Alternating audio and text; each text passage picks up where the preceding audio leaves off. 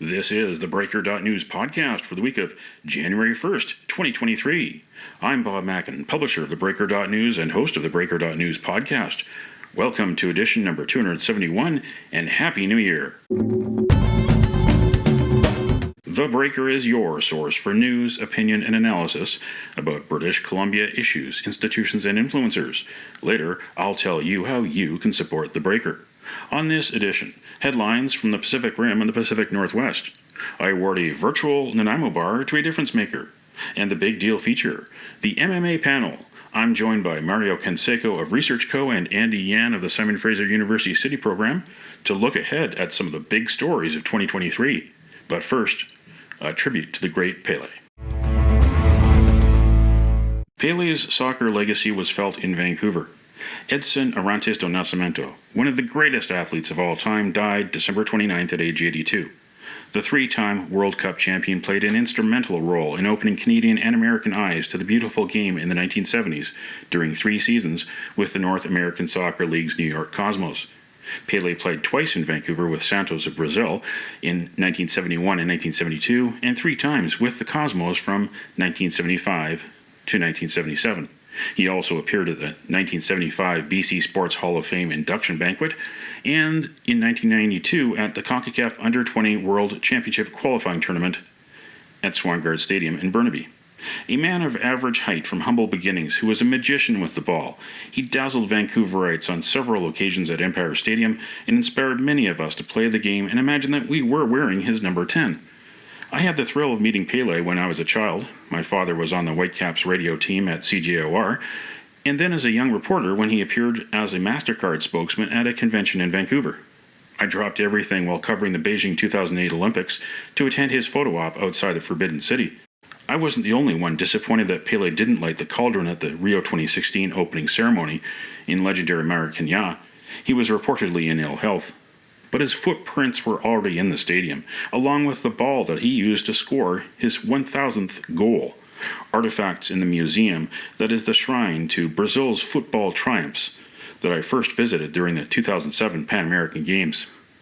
I'll never forget the day that he smiled on Vancouver's side of the pitch at Soccer Bowl 79 in New Jersey, broadcast live across North America on Wide World of Sports on ABC. It doesn't matter how many years go by, there is always a standing ovation when this man walks on a soccer field, particularly here in the metropolitan New York area. The great Pele, the most famous player in the history of the game. He's come out for a ceremonial kickoff to begin the proceedings here in Soccer Bowl 79. The man who in many ways put the sport of soccer on its way in the United States, coming here in the twilight of his career to play 3 years for the Cosmos. But now it's making it on its own. There it is. All right, gentlemen, now you can play for real. Looks like he's still in pretty good shape, Paul. I don't think I've ever seen him looking in better shape, as a matter of fact. This non-training must suit him. 90 minutes later, the Whitecaps had beaten Tampa Bay 2-1. Thank you, Pele. Obrigado.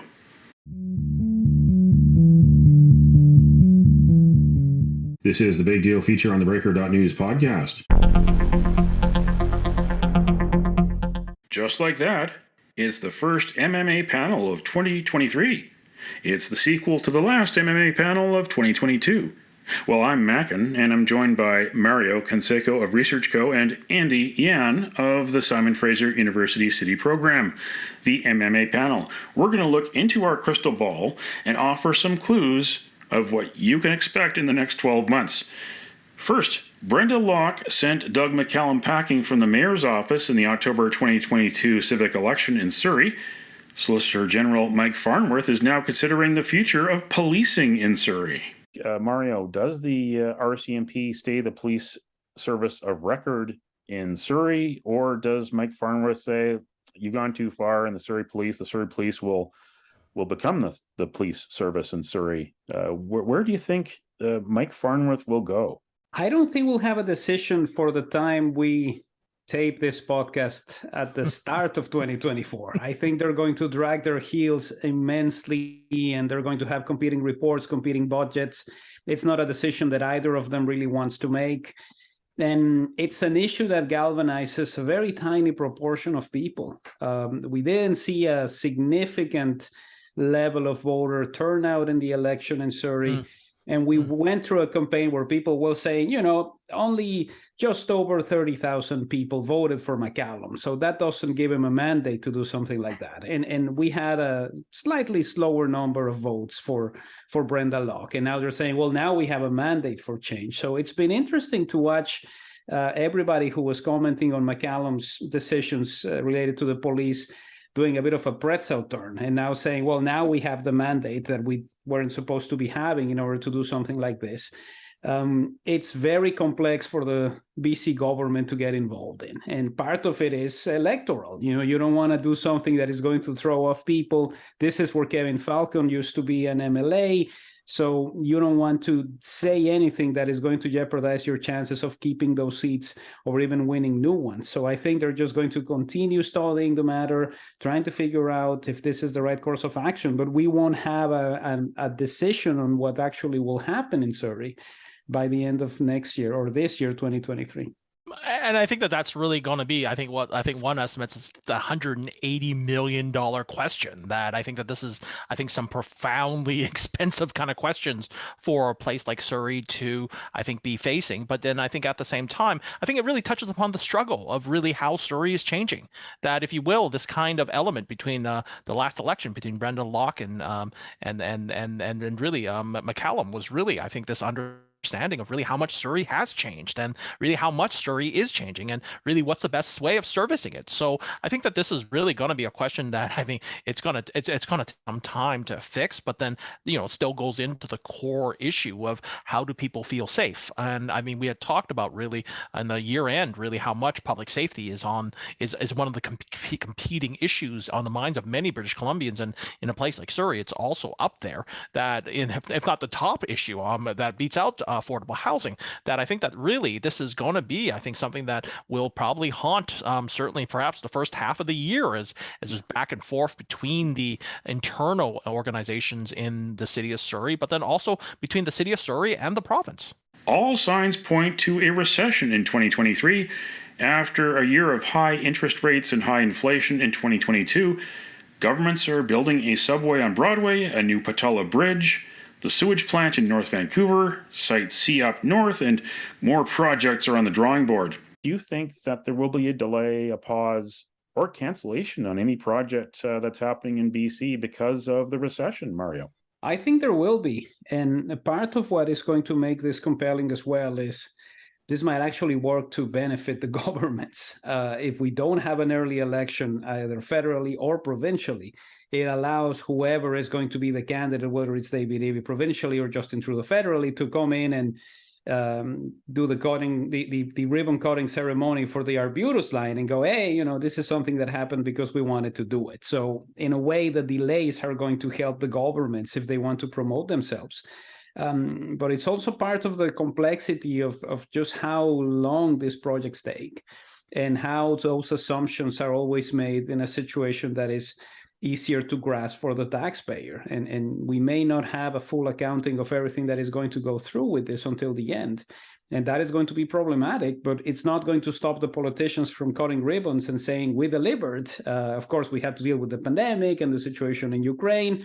But here we are, and this is what we promised, albeit a little bit later than what was supposed to happen. This is an expanding province, an expanding region, and there's going to be more stress on it in years to come because of immigration patterns. The federal government wants to raise the ceiling on immigration to about 500,000 immigrants per year starting in 2025. I do agree with Mario that I think the ones that are underway are going to be built. They're already going to kind of go in through the slings and arrows of finance and kind of be built. But then the ones that are on the table, I think, may take a bit of time. It may be gearing down or are really geared to another pace until I think the scene is a lot more stable in terms of finance, particularly when it comes to interest rates, labor, and materials. But I think going back to the question of immigrants, of 100,000 new immigrants coming into the country, it really does go into not only the getting that number into the country, but it's also the supports we're willing to give. That it isn't just about getting people into this country, but to ensure that they have the instruments to success, that we have the avenues of economic and cultural and social integration, I think, through which is the big question. That as much as the federal government controls the numbers and the process through which this population is allowed into the country, it's also making sure that communities across the country have the tools for success in terms of immigrant integration, in terms of language, in terms of really the skills recognition, and I mean the process through which we are going through and getting this population, I think does see a level of well-educated professionals coming into the country who end up driving cabs because of the fact that their credentials aren't recognized. They don't have quote unquote Canadian experience, and then at the same time are facing what is effectively a hostile economic and housing environment. So that I think that this also goes back to the federal government to say that if you let this population, the number of this population come in, you must have the types of supports to ensure their success. Do you think that there's any possibility that this Olympic bid might get resurrected, especially now the IOC is giving countries extra time to come up with bids for 2030? Do you think that there's any possibility? Or are they wasting their time? Well, it's just like any other process where you issue a request for qualification. If you extend the deadline, it means nobody wants it. And I think this is part of the problem that the IOC is dealing with at this stage.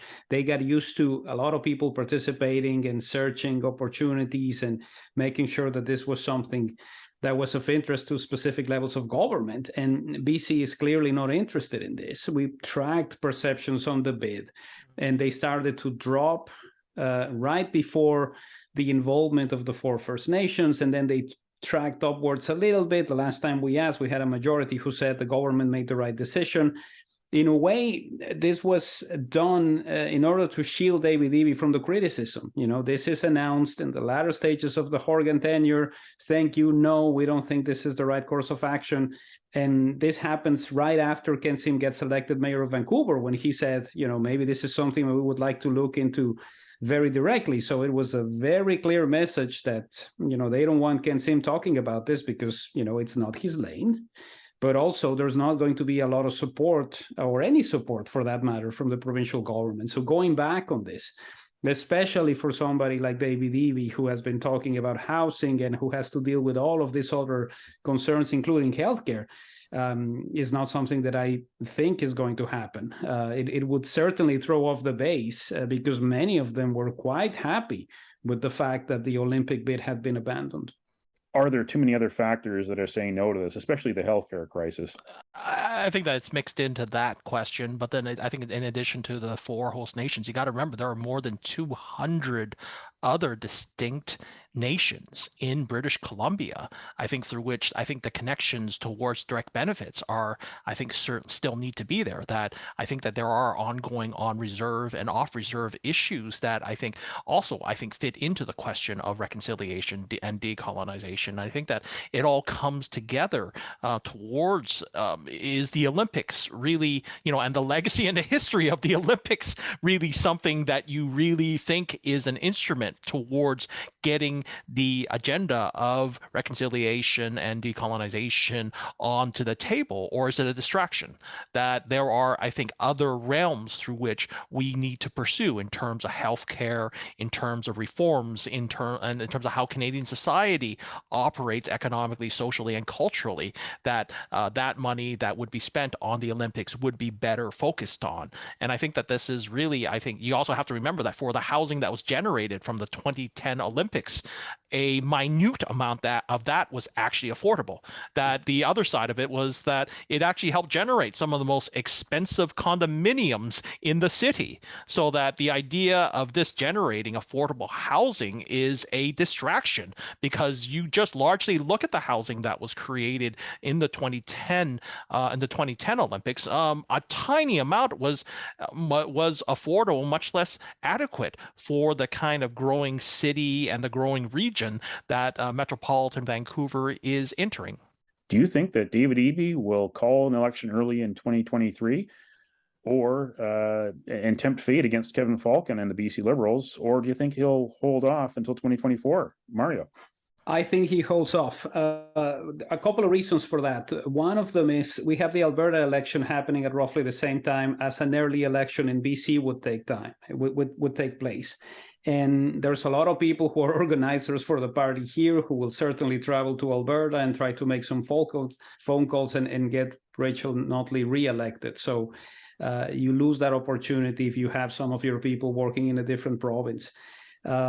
It's also not absolutely necessary. I could understand why in 2020 the NDP decided to go for it. They had very high ratings related to the COVID-19 pandemic.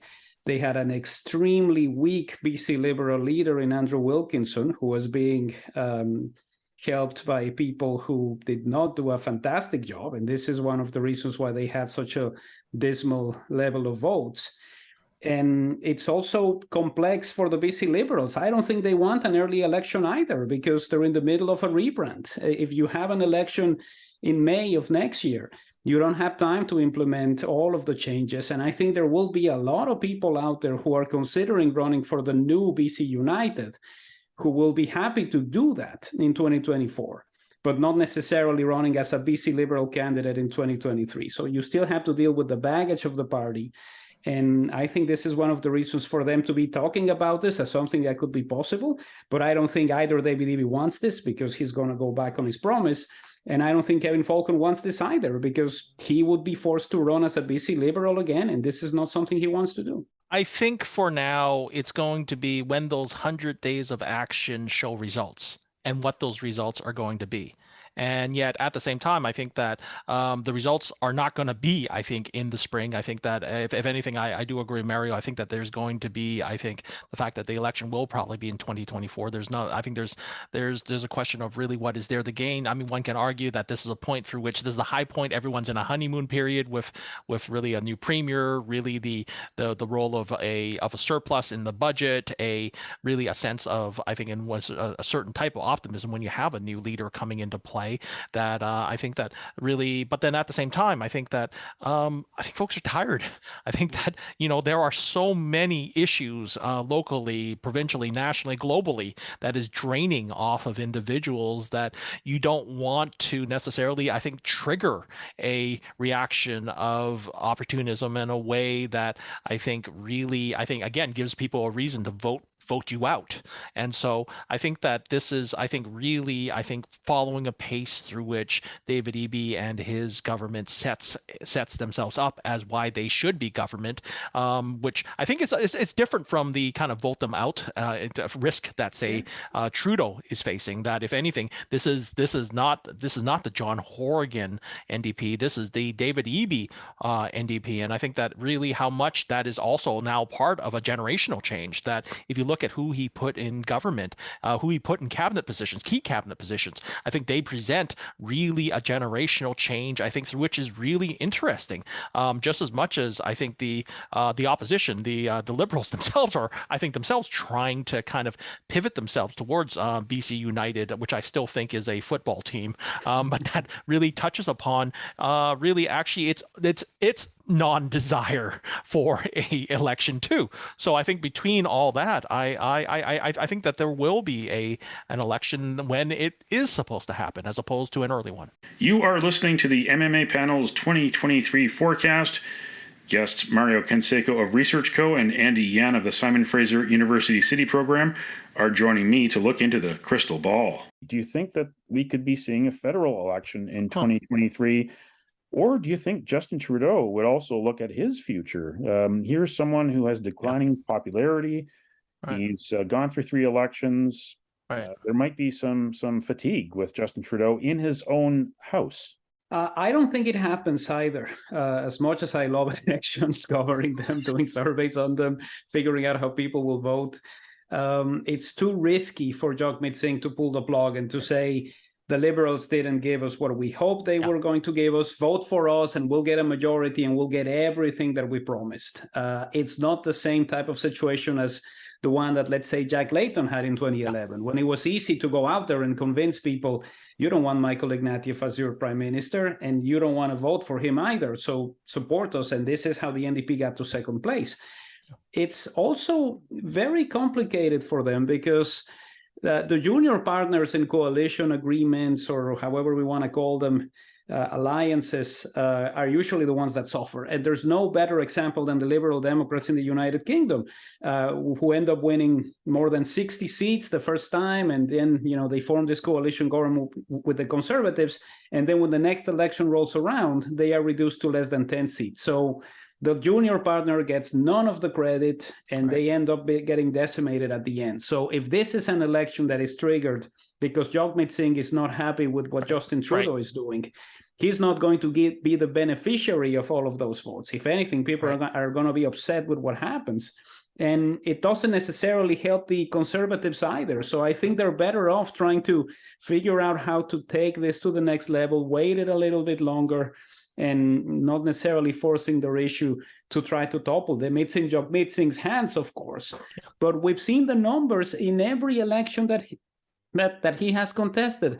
His approval rating climbs the charts. People like what they see. He is a great debater, and people react very well to what he's saying. But it doesn't mean that all of those people are going to vote for their NDP candidate. So I don't think he gets anything out of it. To become a footnote in a way as the guy who toppled the government, because it's not going to lead to an NDP majority or even becoming the official opposition. Is this the best it gets for Jagmeet Singh, being essentially a kingmaker, keeping Justin Trudeau in power? Well, I think at this point, it's really, what is he not getting in this relationship? It's really, I think, the height through which he actually is probably the kingmaker, one of the most powerful political entities. I mean, we have dental care. Like, one of the major promises that the NDP wanted to make was the fact that you have it's a form of universal dental care. It's still, I think, slowly rolling out. But then I think at the same time, I mean, there's still, of course, the ongoing question about the pharmacare. But then the fact that he was able to kind of have that win, that really the next 2 years can also be another part of him further developing a further wins, I think, towards his policy platform. And I think fundamentally, it's also, what does he have to lose? I think that really. That really is coming into play. That I think nobody has anything to win in terms of calling an early election, particularly on the federal basis. Because I mean, you think about Pierre Poilievre, which we talked about. I think in the year end, is he's a brand through which is developing. I mean, a brand through which is developing quite interestingly within young people. That I think that's going to be something to watch. But then at the same time, I think that within the Liberals, I think that there's also this kind of history of the fact that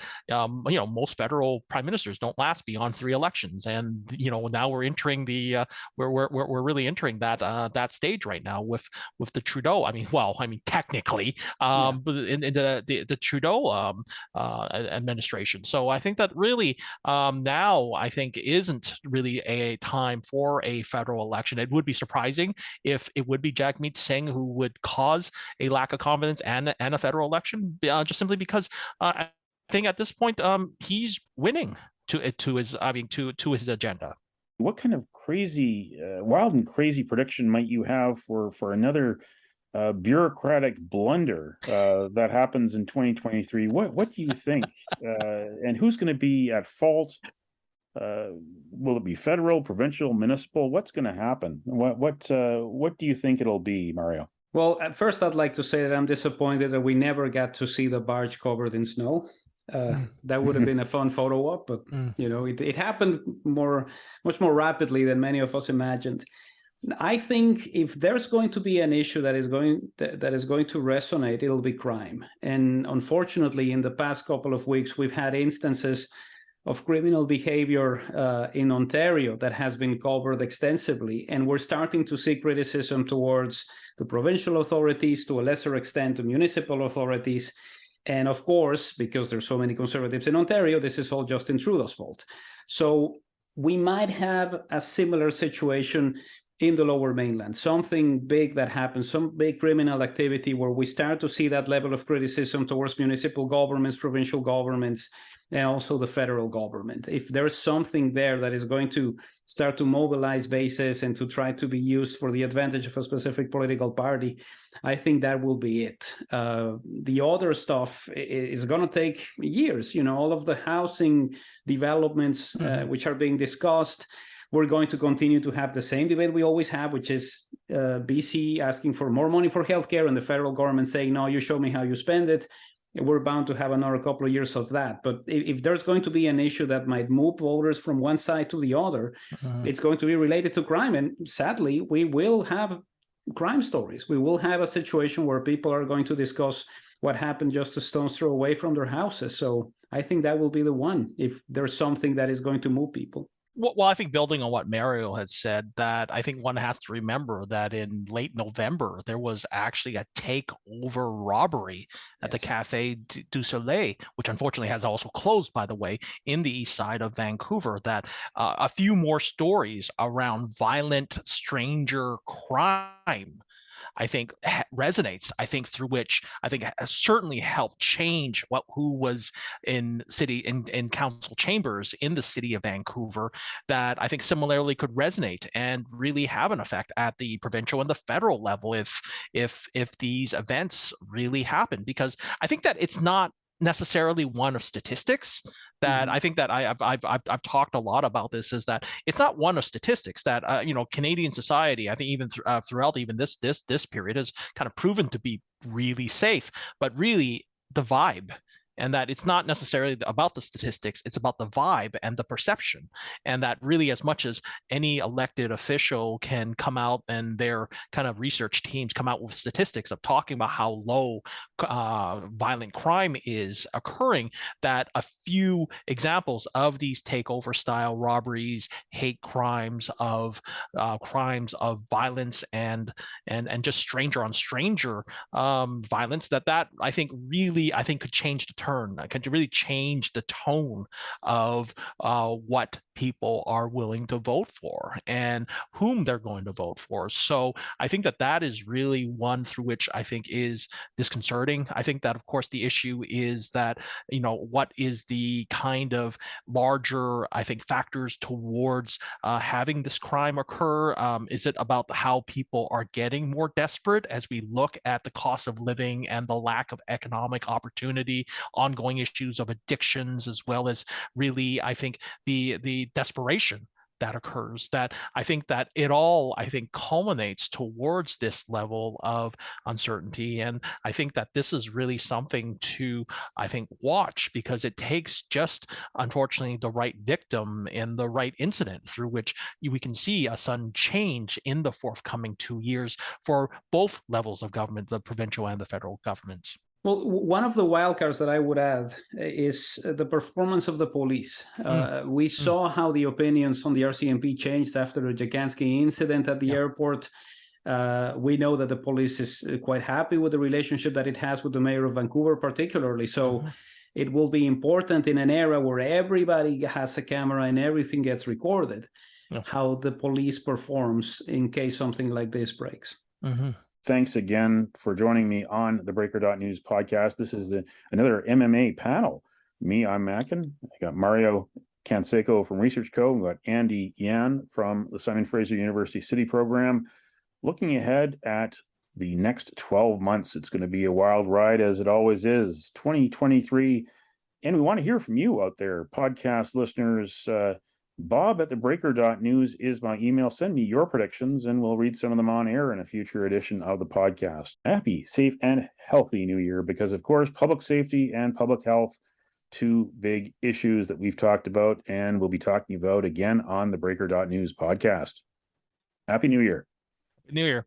Happy New Year.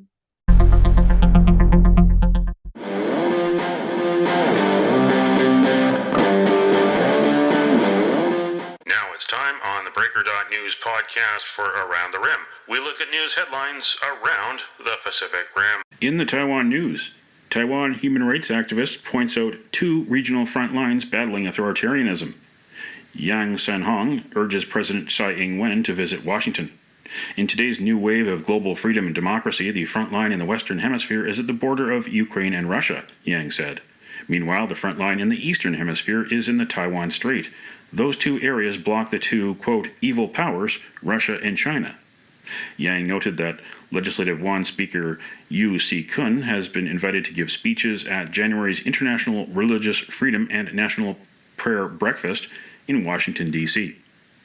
In Kyoto news, ex-Tokyo Olympic exec in bribery scandal released on 80 million yen bail. Haruyuki Takahashi, 78, was released from the Tokyo detention house on a $603,000 bond after the Tokyo District Court decided earlier in the day that there was no risk of him fleeing or destroying evidence. Takahashi has been accused of accepting bribes through 5 routes in return for helping companies be selected as a sponsor or a marketing agent of the global event in 2021. Prosecutors have indicted 15 people in connection with the case. In Hong Kong Free Press, Hong Kong law against urging blank votes ruled constitutional. Ex-student leader handed suspended 2-month sentence.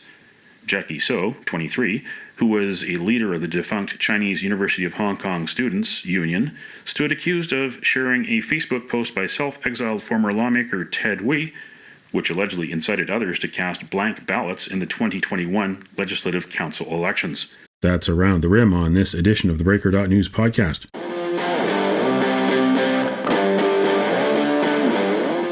Now it's time on the Breaker.news podcast for Cascadia Calling. We look at news headlines around the Pacific Northwest. In the Eugene Register Guard, whale watching at the coast.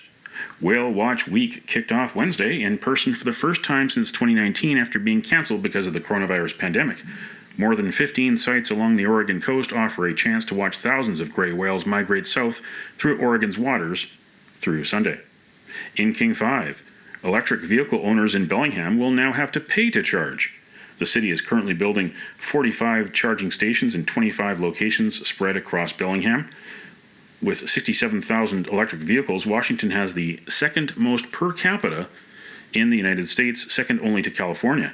Drivers in Bellingham will now pay $2 for a full tank of electricity for an average electric car, plus 75 cents an hour to park. For high-speed charging stations, it's an additional $1 per hour. In Czech news, no weather alerts issued for BC after several weeks of severe conditions. After an onslaught of snow, freezing rain, wind, rain, and more, Environment Canada did not issue any weather alerts for BC on December 28th.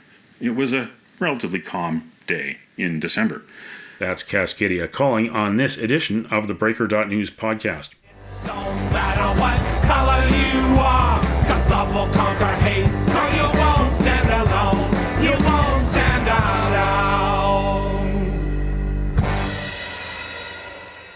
The virtual Nanaimo Bar, brought to you by Spruce Hill Contracting. Every week we end the Breaker.news podcast on a tasty note by awarding the goodness of a virtual Nanaimo Bar to people making a difference.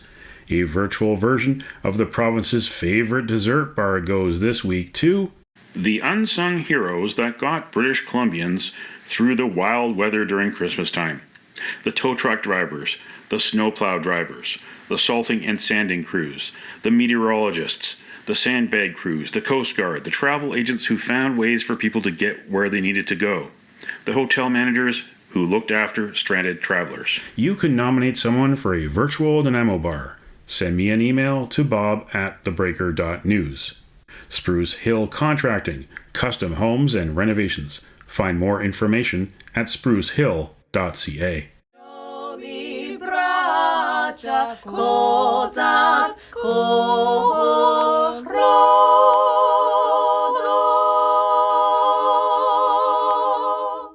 That's it for the Breaker.news podcast for the week of January 1st, 2023. I'm Bob Mackin. Thanks for joining me. Did you know that on the 1st of January in 1600, Scotland recognized the day as the start of the year, instead of starting the year on March 25th? And in 1947, the Canadian Citizenship Act came into effect. Canadians were no longer British subjects, they were Canadians. Prime Minister William Lyon Mackenzie King became the first Canadian citizen. Now you know. Send me your feedback, send me your story ideas to bob@theBreaker.news. Bookmark theBreaker.news. You can also find us at theBreaker.ca. Sign up for the email newsletter and get updates to your inbox. For news as it happens, follow The Breaker News on Twitter and visit theBreaker.news on Facebook. You can support The Breaker for as little as $2 a month. For more information, go to patreon.com/theBreakerNews. That's patreon.com/theBreakerNews. Until next week, Happy New Year.